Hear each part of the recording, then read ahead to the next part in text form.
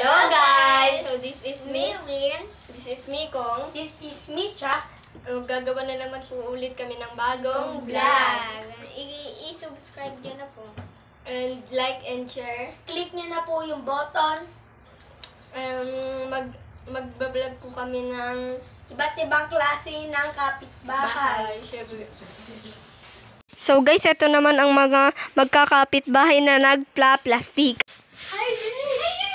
Ang ganda mo na ngayon. Ngayong araw lang. Ay, ikaw ulit, Bish. Nagparabad ka, Bish? Hindi, ganito lang buhok ko. Ang ganda-ganda mo naman. Ang ganda-ganda mo din. Ang ganda-ganda mo na, Bish! Nauna na ako, Bish. Mo naman kung sino, di naman maganda. Arte, feeling mo yaman. Number 2, ito naman ang mga nagpapainggitang magkapitbahay ng mga May bago na naman akong nabili sa Shopee. Papainggit ko nga to. Yung sa inggitera ko. Kapitbahay. Binili na naman ako sa salamin sa sapote.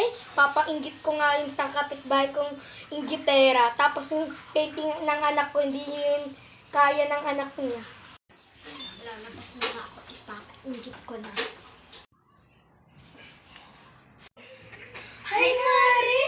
Ay, alam mo ba, Mari? May nabili ako. Magkano Mahal yan? to. Magkano yan? Ay, 5,000 lang, Mari. Ay, mura lang sa akin yan. Mga ano lang sa akin yan eh. Mga piso. May binili ako ng salamin sa sapote. Mahal ito. Mga 20,000 to. Ah, 20,000. Branded to. Tapos, ito painting ng anak to. O, dito kaya ng anak mo. Ang pangit naman yung painting ng anak mo, Mari. Mas maganda pa yung painting ng anak ko. Nagpariban ka ba? Hindi, Mari. Ganito lang talaga yung buhok ko. Kulot yung buhok mo eh. Ay, Ang baho-baho. sa'yo din, Mari. Ba't ka pa nakaganyan? Ito naman yung mga magkapitbahay na nagpapainggitan pa ng mga anak.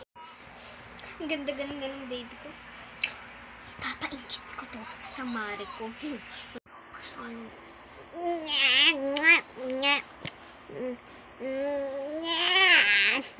Ganda-ganda talaga ng anak ko. Yung anak kaya ng kapitbahay namin, baka pangit yun. Mas maganda pa yung anak ko. Mama!